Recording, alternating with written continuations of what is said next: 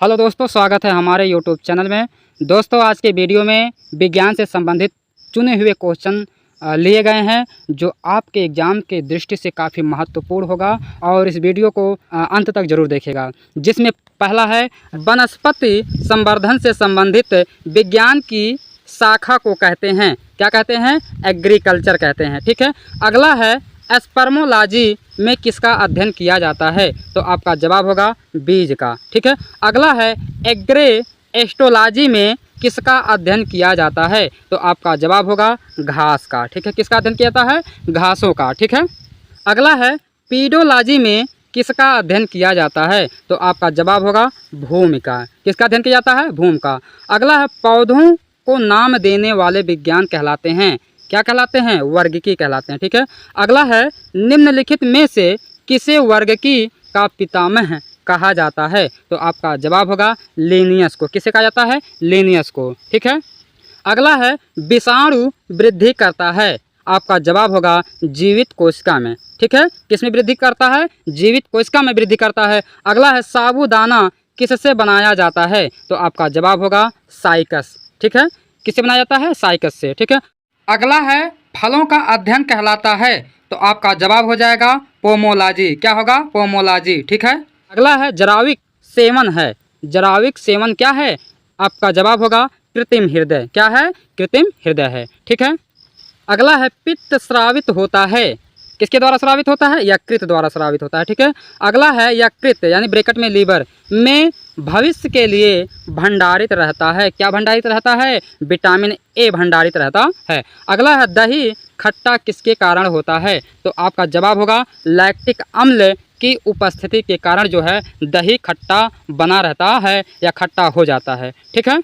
अगला है, श्वसन में शर्करा का होता है, क्या होता है? ऑक्सीकरण होता है। ठीक है। अगला है, आमाशय में भोजन का पाचन किस माध्यम से होता है? तो आपका जवाब होगा अम्लीय माध्यम से। ठीक है। अगला है, डीएनए की संरचना को सबसे पहले किसने रेखांकित किया? तो आपका जवाब होगा वाटसन व क्रिक ने। दोस्तों, वीडियो को लाइक शेयर करते चलिएगा। नेक्स्ट है, विकास का सिद्धांत किसके द्वारा प्रतिपादित किया गया था? तो आपका जवाब होगा डार्विन के द्वारा। ठीक है। अगला है, किस विटामिन की कमी के कारण मसूड़ों में रक्त आता है और दांत हिलने लगते हैं? तो आपका जवाब होगा विटामिन सी की कमी के कारण जो ऐसा होता है। ठीक है। अगला है, पेट में भोजन को पचाने के लिए निम्नांकित में से किसकी खास आवश्यकता होती है? तो आपका जवाब होगा एंजाइम की। किसकी आवश्यकता होती है? एंजाइम की। ठीक है। नेक्स्ट है, कौन सा कोशिकांग प्रोटीन संश्लेषण में प्रमुख भूमिका निभाता है? तो आपका जवाब होगा एंडोप्लाज्मिक रेटिकुलम एवं राइबोसोम। क्या है? एंडोप्लाज्मिक रेटिकुलम एवं राइबोसोम। ठीक है। अगला है, अदरक तथा आलू के खाने योग्य भाग हैं, कौन सा है? जो खाने योग्य भाग हैं उसको किस नाम से जानते हैं? तना के नाम से जानते हैं। अगला है, हुक का नियम किस सीमा तक परिभाषित है? तो आपका जवाब होगा प्रत्यास्थता की सीमा तक। किस सीमा तक? प्रत्यास्थता की सीमा तक। ठीक है। अगला है, भारी जल ब्रैकेट में हैवी वाटर में हाइड्रोजन के स्थान पर क्या होता है? तो आपका जवाब होगा ड्यूटेरियम। क्या होता है? ड्यूटेरियम होता है। अगला है, अंडाणु का निषेचन होता है, तो आपका जवाब होगा फैलोपियन ट्यूब में। क्या होगा जवाब? फैलोपियन ट्यूब में होता है। ठीक है। अगला है, मुख में मंड ब्रैकेट में स्टार्च का शर्करा में पाचन किसके द्वारा होता है? तो आपका जवाब होगा टाइलिन के द्वारा। किसके द्वारा होता है? टाइलिन के द्वारा होता है। ठीक है। नेक्स्ट है, अर्धसूत्री विभाजन होता है, अर्धसूत्री विभाजन कहाँ होता है? लिंग जनन करने वाले कोशिकाओं में होता है। कहाँ होता है? लिंग जनन करने वाले कोशिकाओं में होता है। अगला है, मनुष्य की लार में पाया जाने वाला एंजाइम है, तो आपका जवाब होगा एमिलेस। क्या होगा जवाब? एमिलेस। ठीक है। अगला है, घेघा गलगंड ब्रैकेट में किसकी कमी से होता है? तो आपका जवाब होगा आयोडीन की कमी से होता है। ठीक है। नेक्स्ट है, किस विटामिन की कमी के कारण मसूड़ों में रक्त आता है और दांत हिलने लगते हैं? तो विटामिन कौन सी है? विटामिन सी की कमी के कारण होता है। ये दोस्तों जो है क्वेश्चन रिपीटेड हो गया है। ठीक है। अगला है, यह वैज्ञानिक कौन है जिसने पहली बार रुधिर परिसंचरण की व्याख्या की थी? तो आपका जवाब होगा हार्वे।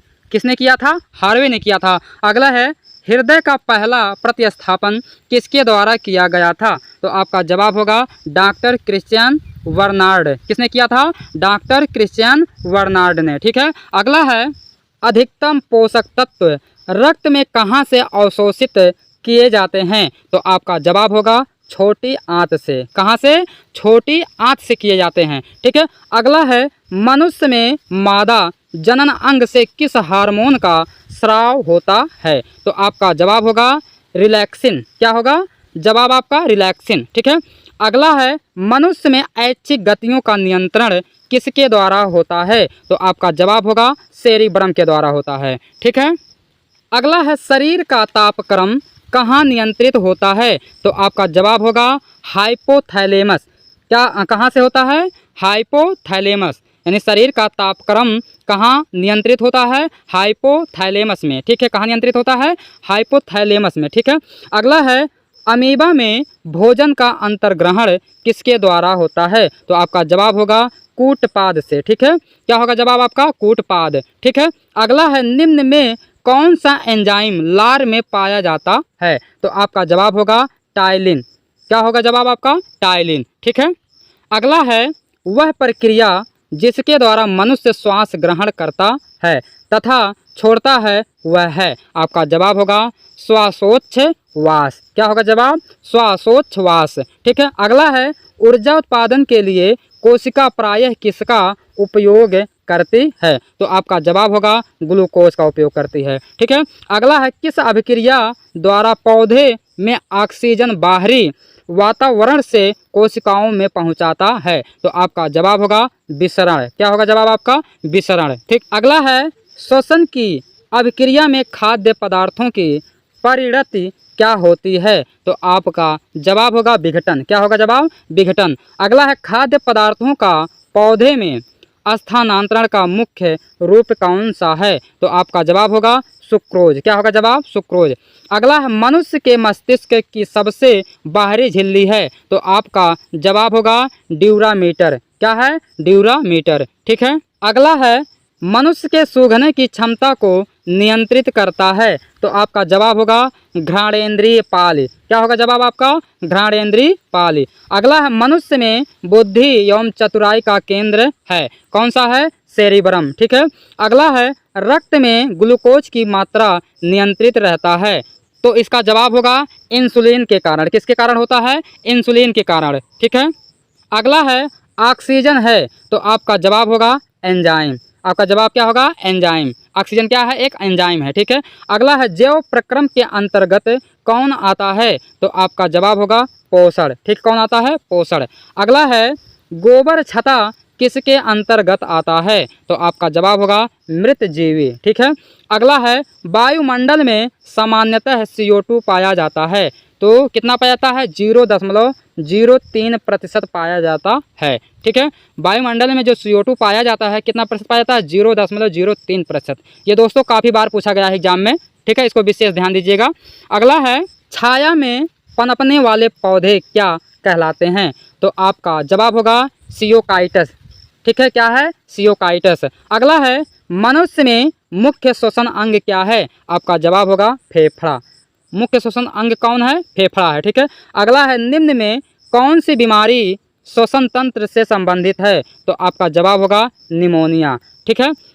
दोस्तों मैं उम्मीद करता हूँ ये वीडियो आप सबको पसंद आया होगा। वीडियो को लाइक शेयर कमेंट करें। फिर मिलेंगे अगले वीडियो में। जय हिंद।